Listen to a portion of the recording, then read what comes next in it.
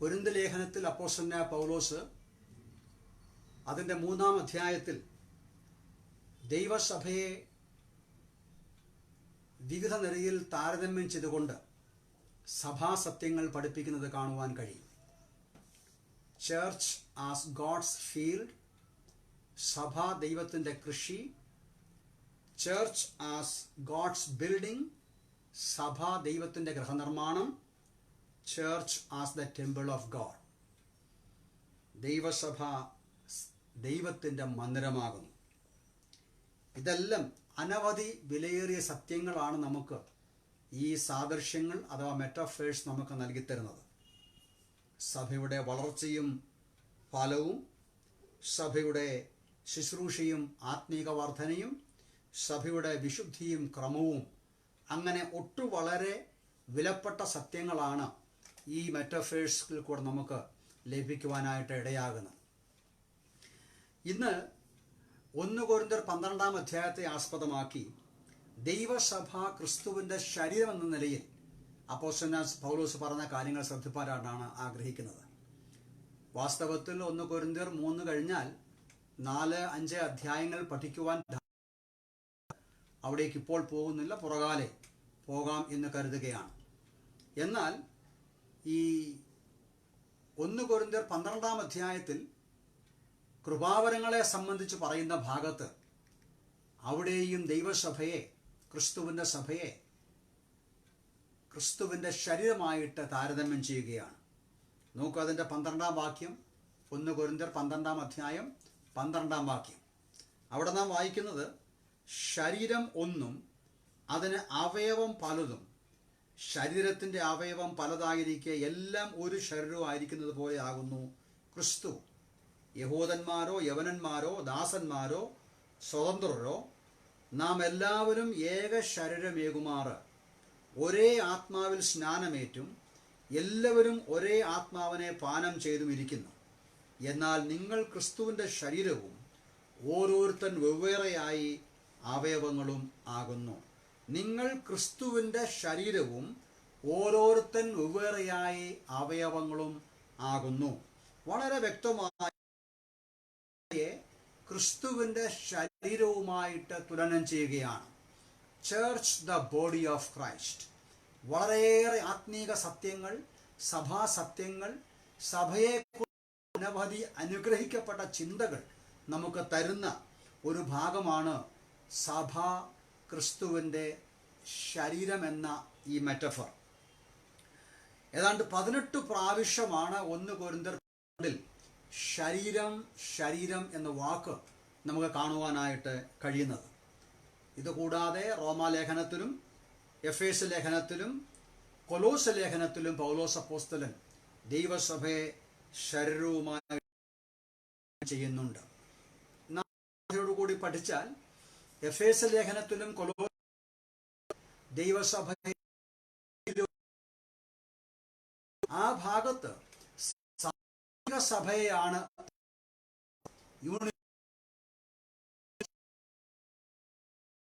നാം ആ വിഷയം നേരെയാണ്. പെന്തക്കോസ്ത് നാൾ മുതൽ യേശുക്രിസ്തുവിൻ്റെ മഹത്വ പ്രത്യക്ഷത വരെയുള്ള എല്ലായിടത്തും എല്ലാ കാലത്തുമുള്ള രക്ഷിക്കപ്പെട്ട കൂട്ടമാണ് സാർവത്രിക സഭ അഥവാ church in the universal aspect. എന്നാൽ ഒരു പ്രത്യേക സ്ഥലത്ത് കൂടി വരുന്ന ക്രിസ്തു വിശ്വാസികളുടെ പ്രാർത്ഥനയ്ക്കും ആരാധനയ്ക്കും ദൈവവചന ധ്യാനത്തിനും പഠനത്തിനും ഒക്കെ കൂടി വരുന്ന വിശ്വാസികളുടെ കൂട്ടമാണ് സ്ഥലം സഭ അഥവാ ലോക്കൽ അസംബ്ലി. കൊരിന്ത് ലേഖനത്തിൽ സഭയെ ക്രിസ്തുവിൻ്റെ ശരീരവുമായിട്ട് തുലനം ചെയ്യുമ്പോൾ അത് സ്ഥലം സഭയെക്കുറിച്ചാണ് പറയുന്നത്, നിങ്ങൾ കൊരിന്തിലെ സഭയെക്കുറിച്ചാണ് പറയുന്നത്. എന്നാൽ ഈ എഫേസ് ലേഖനത്തിലും കൊലോസ് ലേഖനത്തിലും പറയുന്നത് അത് സാർവത്രിക സഭയെക്കുറിച്ചാണെന്നും നമുക്ക് മനസ്സിലാക്കാനായി സാധിക്കും. നമുക്കെന്നും ഈ 2 കാഴ്ചപ്പാടും വളരെ ആവശ്യമാണ്. അഥവാ സാർവത്രിക സഭയെക്കുറിച്ചും ഉള്ള കാഴ്ചപ്പാടും ആവശ്യമുണ്ട്, സ്ഥലം സഭയെക്കുറിച്ചുള്ള കാഴ്ചപ്പാടും ആവശ്യമുണ്ട്. കാരണം ദൈവത്തിൻ്റെ ദൃഷ്ടിയിൽ വാസ്തവത്തിൽ ദൈവം സഭയെ കാണുന്നത് ഒരു പ്രത്യേക ലൊക്കേഷനിൽ മാത്രമല്ല. ഞാൻ നേരത്തെ ഓർപ്പിച്ചതുപോലെ ക്രിസ്തുവിൻ്റെ റാപ്ചർ അഥവാ അവനെ എടുത്തുകൊണ്ട് പോകുന്ന അതുവരെയുള്ള എല്ലാ വിശ്വാസികളുടെയും കൂട്ടമായിരിക്കുന്ന സാർവത്രിക സഭയാണ് ദൈവം വീക്ഷിക്കുന്നത്. നമുക്കും ആ ഒരു കാഴ്ചപ്പാട് ആവശ്യമുണ്ട്. എന്നാൽ നാം ആയിരിക്കുന്നത് ഓരോ സ്ഥലം സഭകളിലാണ്. അതാണ് ദൃശ്യമായ പ്രവർത്തിക്കുന്നത് അഥവാ കർത്താവിന് വേണ്ടി ജീവിക്കുന്നത് സ്ഥലം സഭകളാണ്. ഈ രണ്ട് കാഴ്ചപ്പാടും നമുക്ക് വ്യക്തമായിട്ടുണ്ടാകേണ്ടത് ആവശ്യമാണ്. ഇത്രയും പറഞ്ഞാൽ മുന്നോട്ട് പോകാൻ ആഗ്രഹിക്കുകയാണ്. ദൈവസഭയെ ശരീരമായിട്ട്, church the body of Christ, ഏതാണ്ട് 4 കാര്യങ്ങളാണ് ഈ ബന്ധത്തിൽ നമുക്ക് മനസ്സിലാക്കേണ്ടതായിട്ട് ഉള്ളത്. സഭയെ ക്രിസ്തുവിൻ്റെ ശരീരമായിട്ട് നാം പഠിക്കുമ്പോൾ 4 വിലയേറിയ സത്യങ്ങളുണ്ട്. അതിൽ 2 കാര്യം മാത്രം പറഞ്ഞ് വളരെ വേഗം അവസാനിപ്പിക്കാനായിട്ട് ആഗ്രഹിക്കുകയാണ്. ആ 4 കാര്യങ്ങളൊന്ന് പരാമർശിക്കാം. ഒന്ന്, ദ ഹെഡ്ഷിപ്പ് ഓഫ് ക്രൈസ്റ്റ്, യേശു ക്രിസ്തുവിൻ്റെ പരമാധികാരം അഥവാ നായകത്വം സഭയിൽ. 2, the function of the church അഥവാ സംബന്ധിച്ച് the unity and the diversity in the church, സഭയിലെ ഐക്യവും വൈവിധ്യവും. Number 4, the interdependence and care in the church, പരസ്പര ആശ്രയവും പരിചരണവും സഭയിൽ. ഇങ്ങനെ 4 കാര്യങ്ങൾ, വളരെ വിലപ്പെട്ട 4 വിലപ്പെട്ട സത്യങ്ങളാണ് ദൈവസഭയെക്കുറിച്ച് ഈ മെറ്റഫർ. ഏത് metaphor? Church the body of Christ എന്ന മെറ്റഫർ. സഭ ക്രിസ്തുവിൻ്റെ ശരീരം എന്ന നിലയിൽ പഠിക്കേണ്ട, മനസ്സിലാക്കേണ്ട 4 കാര്യങ്ങൾ ഇവയാണ്. 4ഉം നമുക്ക് ചിന്തിപ്പാൻ സമയമില്ലാത്തത് കൊണ്ട് ആദ്യത്തെ 2 കാര്യങ്ങൾ മാത്രം വേഗം പറയുവാനായിട്ടാണ് ഞാൻ ആഗ്രഹിക്കുന്നത്. എന്നാൽ ആ 2ലേക്ക് പോകും മുൻപ് ഒരു വാക്ക് പറയേണ്ടത് ആവശ്യമാണ്. 1 കൊരിന്ത്യർ 1-ാം അധ്യായം 12-13 വാക്യങ്ങൾ വായിക്കുമ്പോൾ അവിടെ അപ്പോസ്തലനായ പൗലോസ് ഈ ശരീരത്തിൻ്റെ ഫോർമേഷനെ കുറിച്ച് പറയുന്നുണ്ട്. അഥവാ യഹൂദന്മാരെന്ന് വായിക്കുന്ന ഇങ്ങനെയാണ്: യഹൂദന്മാരോ യവനന്മാരോ ദാസന്മാരോ സ്വതന്ത്രരോ നാം എല്ലാവരും ഏക ശരീരമാകുമാറ് ഒരേ ആത്മാവിൽ സ്നാനമേറ്റും എല്ലാവരും ഒരേ ആത്മാവിനെ പാനം ചെയ്തും ഇരിക്കുന്നു. യഹൂദന്മാരോ യവനന്മാരോ ദാസന്മാരോ സ്വതന്ത്രരോ എല്ലാവരും ക്രിസ്തുവിൻ്റെ ശരീരമായ ദൈവസഭയുടെ ഫോർമേഷൻ അഥവാ അതിൻ്റെ രൂപീകരണം എങ്ങനെയായിരുന്നു എന്ന് ഈ വാക്യത്തിൽ പഠിപ്പിക്കുന്നുണ്ട്. അഥവാ പൗലോസ് അപ്പോസ്തലൻ എഴുതുന്നുണ്ട്. 3 കാര്യങ്ങൾ അവിടെ ശ്രദ്ധിക്കേണ്ടതുണ്ട്. 1 കൊരിന്ത്യർ 12-ാം അധ്യായം 12-13 വാക്യങ്ങൾ വളരെ ചിന്താക്കുഴപ്പമുള്ള വാക്യങ്ങളാണ്. പലർക്കും അത് മനസ്സിലാകാത്ത വാക്കുകളാണ്. അതിൻ്റെ വിശദാംശത്തിലേക്ക് ഇപ്പോൾ പോകുന്നില്ല. എന്നാൽ ഒരു 3 കാര്യങ്ങൾ, 3 ചിന്തകൾ, സൂചനകൾ ശ്രദ്ധിച്ചിരിക്കേണ്ടതാണ്. ഒന്ന്, ഈ വാക്യത്തിൽ ദൈവസഭയുടെ രൂപീകരണം അഥവാ ഈ ക്രിസ്തുവിൻ്റെ ശരീരമായി സഭ രൂപീകരിക്കപ്പെട്ടത് പറയുമ്പോൾ അവിടെ 3 കാര്യങ്ങൾ പറയുന്നത്: എല്ലാവരും, യഹൂദന്മാരോ യവനന്മാരോ ദാസന്മാരോ സ്വതന്ത്രരോ നാം എല്ലാവരും ഏക ശരീരമാകുമാറ് ഒരേ ആത്മാവിൽ സ്നാനമേറ്റു. ആരും ഒഴിയാതെ, ഒരു വ്യക്തി പോലും മാറ്റി നിർത്താതെ പൗലോസും കൊരിന്തിലെ സഭാംഗങ്ങളും എല്ലാവരെയും കർത്താവായ യേശു ക്രിസ്തു ദൈവത്തിൻ്റെ പരിശുദ്ധാത്മാവിനാൽ സ്നാനമേൽപ്പിച്ച് തൻ്റെ ശരീരമായിട്ട് രൂപപ്പെടുത്തിയെന്ന് അവിടെ പറയുന്നുണ്ട്. മാത്രമല്ല, അത് കഴിഞ്ഞിരിക്കുന്നു, പാനം ചെയ്തിരിക്കുന്നു, കഴിഞ്ഞ സംഭവമായിട്ടാണ് അവിടെ പറയുന്നത്. കൂടാതെ അവിടുത്തെ പ്രധാന വിഷയം യഹൂദന്മാരോ യവനന്മാരോ ദാസന്മാരോ സ്വതന്ത്രരോ, വ്യത്യസ്ത ആൾക്കാർ, പല വിഭാഗത്തിൽപ്പെട്ടതായ അനേക വ്യക്തികളെ ചേർത്ത് യേശുക്രിസ്തുവിൻ്റെ ശരീരമായ സഭ രൂപപ്പെട്ടു. അത് പെന്തക്കോസ്ത് ദിവസമാണ് സംഭവിച്ചതെന്ന് നമുക്ക് പ്രവർത്തനയുടെ പുസ്തകം 2-ാം അധ്യായം വായിക്കുമ്പോൾ മനസ്സിലാക്കാനായിട്ട് സാധിക്കും. ഞാൻ ഓർപ്പിച്ചല്ലോ, അങ്ങനെ സഭ, church the body of Christ. 4 കാര്യങ്ങളാണ് ഇവിടെ നിന്നും പ്രധാനമായിട്ട് മനസ്സിലാക്കേണ്ടത്. അത് 2 കാര്യങ്ങൾ വേഗം പറയാനായിട്ടാണ് ഞാൻ ആഗ്രഹിക്കുന്നത്. Number 1, the headship of Christ. എന്താണ് ദ ഹെഡ്ഷിപ്പ് ഓഫ് ക്രൈസ്റ്റ് എന്ന് പറഞ്ഞാൽ? ക്രിസ്തുവിൻ്റെ നായകത്വം അഥവാ പരമാധികാരം എന്ന് പറഞ്ഞാൽ. ഞാൻ 2 വാക്യങ്ങൾ വായിപ്പാൻ ആഗ്രഹിക്കുന്നു വേഗം. എഫേസ്യ ലേഖനം 5-ാം അധ്യായത്തിൻ്റെ 23-ാം വാക്യം: ക്രിസ്തു ശരീരത്തിൻ്റെ രക്ഷിതാവായി സഭയ്ക്ക് തലയാകുന്നത് പോലെ ഭർത്താവ് ഭാര്യയ്ക്ക് തലയാകുന്നു. ക്രിസ്തു ശരീരത്തിൻ്റെ രക്ഷിതാവായി സഭയ്ക്ക് തലയാകുന്നു. അവിടെ കർത്താവായ യേശു ക്രിസ്തു ഈ ശരീരത്തിൻ്റെ അഥവാ സഭയുടെ തലയാണ് എന്ന് പ്രത്യേകം പൗലോസ് ഓർപ്പിക്കുന്നു. കൊലോസ്യത്തിൽ പറയുമ്പോൾ അവൻ സഭ എന്ന ശരീരത്തിൻ്റെ തലയും ആകുന്നു. അവൻ സഭ എന്ന ശരീരത്തിൻ്റെ തലയും ആകുന്നു. കർത്താവായ യേശു ക്രിസ്തു സഭയോട് ബന്ധപ്പെടുമ്പോൾ സഭയുടെ തലയാണ് അവൻ. അഥവാ സഭയുടെ മേൽ കർത്തൃത്വമുള്ള, നായകത്വമുള്ള, ഹെഡ്ഷിപ്പുള്ളവനാണ് കർത്താവ്. കർത്താവിൻ്റെ പരമാധികാരം സഭയിൽ അംഗീകരിക്കേണ്ടത് ആവശ്യമാണ്. വ്യക്തിപരമായി നമുക്കറിയാം, ഒരു വ്യക്തി രക്ഷിക്കപ്പെടുമ്പോൾ, ആത്മരക്ഷ പ്രാപിക്കുമ്പോൾ സംഭവിക്കുന്നത് എന്താണ്? ഒരു വ്യക്തി പാപക്ഷമ പ്രാപിക്കുമ്പോൾ, ആത്മരക്ഷ പ്രാപിക്കുമ്പോൾ കർത്താവായ യേശു ക്രിസ്തുവിനെ രക്ഷിതാവും കർത്താവുമായി സ്വീകരിക്കുകയാണ്. അന്നു മുതൽ ആ വ്യക്തി അഥവാ ഞാനും നിങ്ങളും യേശു ക്രിസ്തുവിനെ കർത്താവായി സ്വീകരിച്ചുകൊണ്ട് അവൻ്റെ കർത്തൃത്വത്തിന് വിധേയപ്പെട്ടുകൊണ്ട് നാം ജീവിക്കുകയാണ്. അവനാൽ നയിക്കപ്പെടുകയാണ്, അവനാൽ നിയന്ത്രിക്കപ്പെടുകയാണ്. ഇത് തന്നെ സഭയിലും ബാധകമാണ്. അതാണ് കർത്താവ് സഭയാകുന്ന ശരീരത്തിൻ്റെ തലയാകുന്നു എന്ന് പറയുവാനായിട്ട് കാരണം. യേശു ക്രിസ്തു സഭയുടെ മേൽ അധികാരമുള്ളവനാണ്, നിയന്ത്രണമുള്ളവനാണ്. അവൻ സഭയെ നയിക്കുന്നു, നിയന്ത്രിക്കുന്നു, പരിപാലിക്കുന്നു, വഴികാട്ടുന്നു. അത് നാം അംഗീകരിക്കേണ്ടതാണ്, മനസ്സിലാക്കേണ്ടതാണ്. He controls, he guides and directs the church as the head of the church. ഇതാണ് നമുക്ക് മനസ്സിലാക്കിയിരിക്കേണ്ട അതിപ്രധാനമായിരിക്കുന്ന ഒരു കാര്യം. യേശു ക്രിസ്തു സഭയാകുന്ന തൻ്റെ ശരീരത്തിൻ്റെ തലയാകുന്നു. അവനാണ് സഭയിൽ നിയന്ത്രണങ്ങൾ നടത്തേണ്ടത്. അവനാണ് സഭയെ നയിക്കേണ്ടത്. മാനുഷികമായ താല്പര്യങ്ങളോ മാനുഷികമായ വ്യവസ്ഥകളോ മാനുഷികമായ സിസ്റ്റമോ അല്ല. യേശു ക്രിസ്തു ആണ് സഭയെ നയിക്കേണ്ടത്. നമുക്ക് അനേക ഉദാഹരണങ്ങൾ അതിന് പുതിയ നിയമത്തിൽ കാണുവാനായിട്ട് കഴിയും. ഏറ്റവും ശ്രദ്ധേയമായ ഉദാഹരണം പ്രവൃത്തികളുടെ പുസ്തകം 13-ാം അധ്യായത്തിലാണ്. പ്രവൃത്തികളുടെ പുസ്തകം 13-ാം അധ്യായം വായിക്കുമ്പോൾ അന്ത്യോക്യയിലെ സഭയിൽ അതിൻ്റെ 1-ാം വാക്യം മുതൽ 4-ാം വാക്യം വരെയുള്ള ഭാഗത്ത് അന്ത്യോക്യ സഭയെ യേശുക്രിസ്തു എങ്ങനെ നയിച്ചു, യേശുക്രിസ്തു എങ്ങനെ ഗൈഡ് ചെയ്തു, സഭയുടെ നാഥൻ, സഭയുടെ പരമാധികാരിയായി കർത്തൃത്വം നടത്തുന്നവനായി എങ്ങനെ നയിച്ചു എന്നുള്ളത് കാണുവാനായിട്ട് കഴിയും. അവർ ചെയ്യേണ്ടത് എന്താണ്, അവർ എങ്ങനെയാണ് ദൈവം തിരഞ്ഞെടുത്ത ദാസന്മാരെ തീരുമാനിച്ച് പ്രാർത്ഥിച്ച് ശുശ്രൂഷയ്ക്ക് വേണ്ടി അയക്കേണ്ടതെന്ന് ദൈവത്തിൻ്റെ ആത്മാവ് ബോധിപ്പിച്ചു കൊടുത്തു.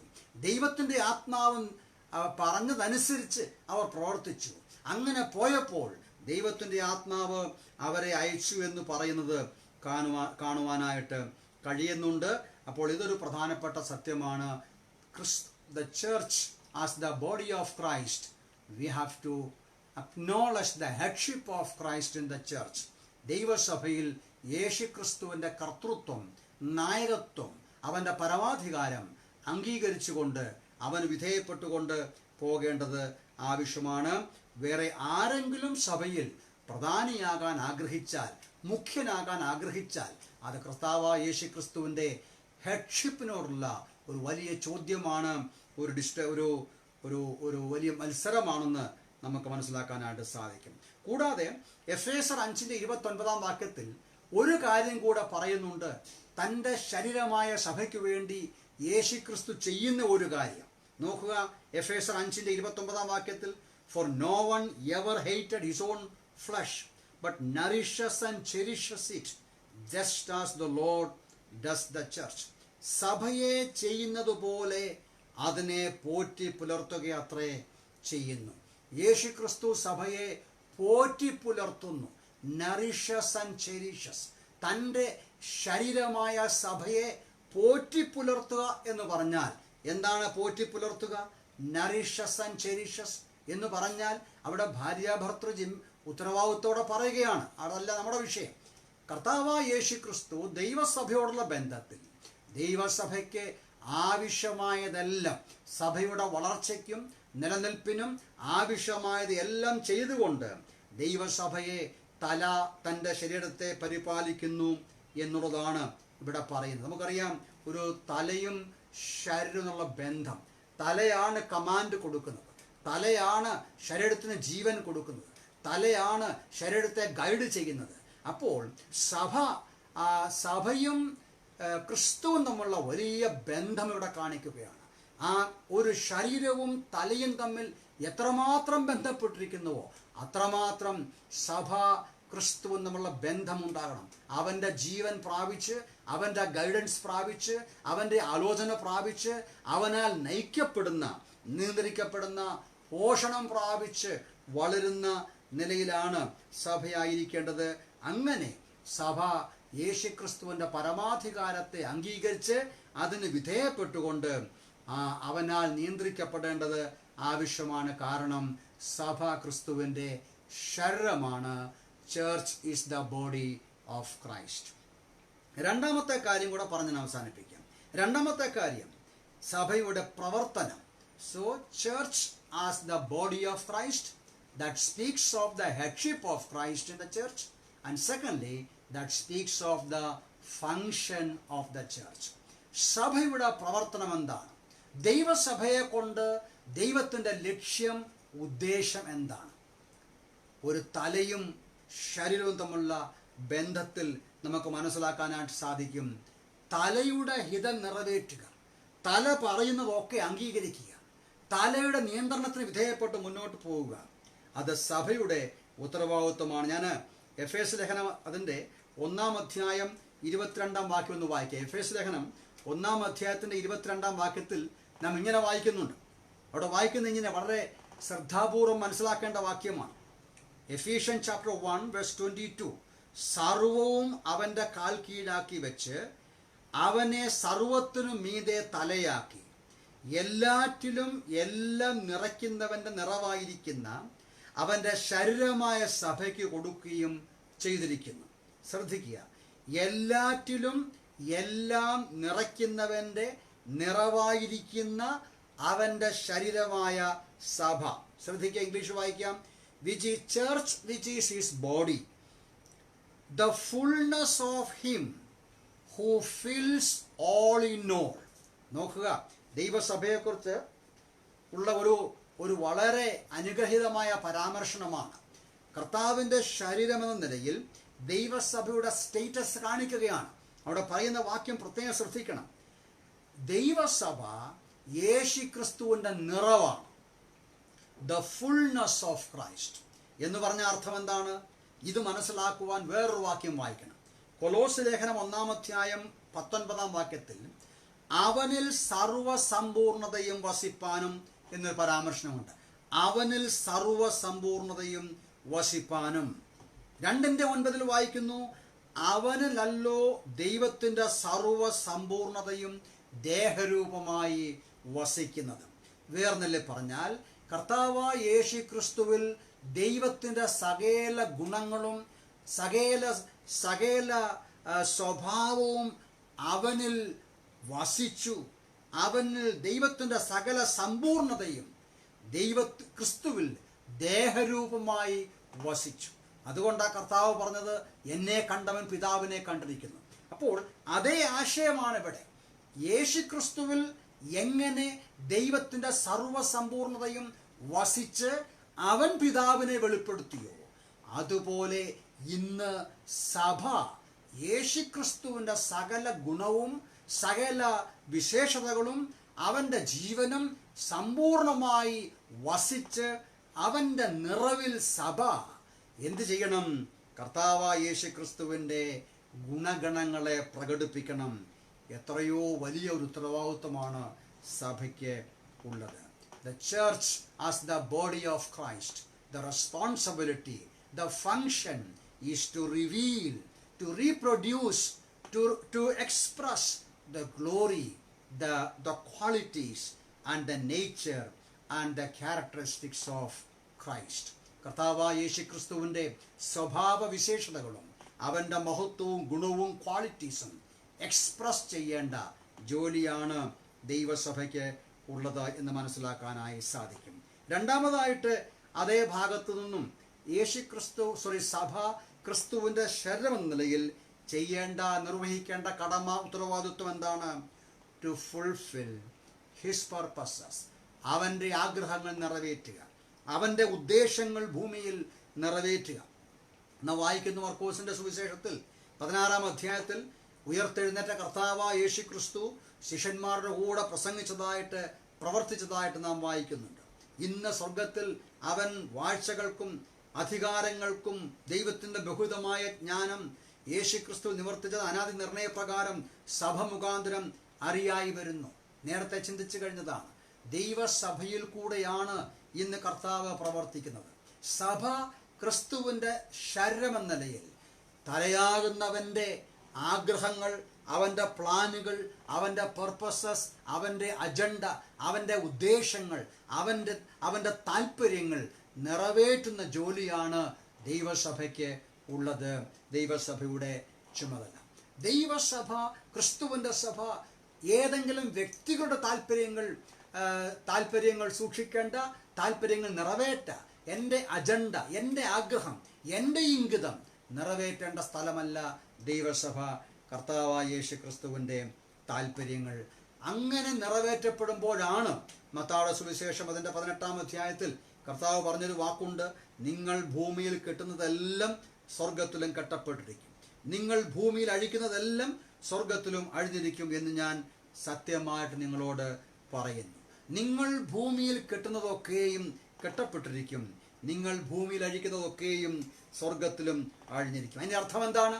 എന്തെങ്കിലും ചെയ്താൽ, നാം എന്തു ചെയ്താലും അത് സ്വർഗം അംഗീകരിക്കുമോ? അങ്ങനെയല്ല. അതിൻ്റെ അർത്ഥം യേശു ക്രിസ്തുവിൻ തലയാകുന്നവൻ്റെ ഹിതമനുസരിച്ച് ദൈവസഭ കാര്യങ്ങൾ നിറവേറ്റുമ്പോൾ അതൊക്കെയും സ്വർഗം അംഗീകരിക്കും. വേർനില പറഞ്ഞാൽ സ്വർഗത്തിൽ വസിക്കുന്ന തലയാകുന്നവൻ്റെ ആഗ്രഹങ്ങളും ഇഷ്ടങ്ങളും ഹിതവും മാത്രമാണ് ദൈവസഭയിൽ കൂടി നിറവേറേണ്ടത്. സ്വർഗീയമായിരിക്കുന്ന സ്റ്റാൻഡേർഡും സ്വർഗീയമായ സ്വഭാവവിശേഷതകളും സ്വർഗീയമായ ജീവിത രീതിയും ഒക്കെയാണ് ദൈവസഭയിൽ നിറവേറുവാനായിട്ട് ആവശ്യമായിരിക്കുന്നത്. ഒരു ദൈവസഭയുടെ ബന്ധത്തിൽ ആ സഭയിലെ ആക്ടിവിറ്റി, ആ സഭയിലെ ഡിസിഷൻസ്, ആ സഭയുടെ ആ ജീവിതചര്യ, ആ സഭയുടെ ലൈഫ് സ്റ്റൈൽ എല്ലാം സ്വർഗത്തിന് അനുയോജ്യമായതായിരിക്കണം, അനുയോജ്യമായതായിരിക്കേണ്ടത് ആവശ്യമാണ്. ഞാൻ 2 വിഷയങ്ങൾ ഇപ്പോൾ പറഞ്ഞു കഴിഞ്ഞു. ഈ 2 വിഷയങ്ങൾ അത് പെട്ടെന്ന് വേഗം പറഞ്ഞ് ഞാൻ അവസാനിപ്പിക്കാൻ ആഗ്രഹിക്കുകയാണ്. Church as the body of Christ. ദൈവസഭയെ ക്രിസ്തുവിൻ്റെ ശരീരവുമായിട്ട് സാദൃശ്യപ്പെടുത്തിക്കൊണ്ട് 2 വിഷയങ്ങളാണ് പ്രധാനമായിട്ടും നമ്മുടെ ശ്രദ്ധ ആകർഷിക്കേണ്ടത്.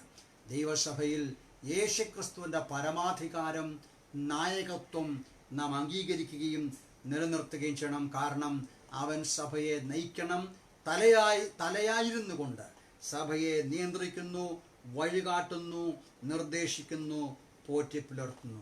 The function of the church as the body of Christ. ഇതിൻ്റെ ഫങ്ഷൻ അഥവാ പ്രവർത്തനം എന്താണ് പ്രവർത്തനം? അവൻ്റെ ഗുണങ്ങൾ, അവൻ്റെ പ്രകൃതികൾ, അവൻ്റെ സ്വഭാവങ്ങൾ എന്നിവ വെളിപ്പെടുത്തുക മാത്രമല്ല അവൻ്റെ ഉദ്ദേശങ്ങളും പരിപാടികളും ഈ ഭൂമിയിൽ നിറവേറ്റുക.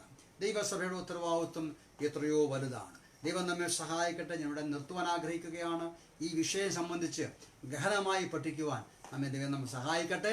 അതിൻ്റെ ബാക്കി ദൈവം വെച്ചാൽ അടുത്തൊരു സന്ദർഭത്തിൽ തീർച്ചയായിട്ടും നാം പഠിക്കുന്നതാണ്.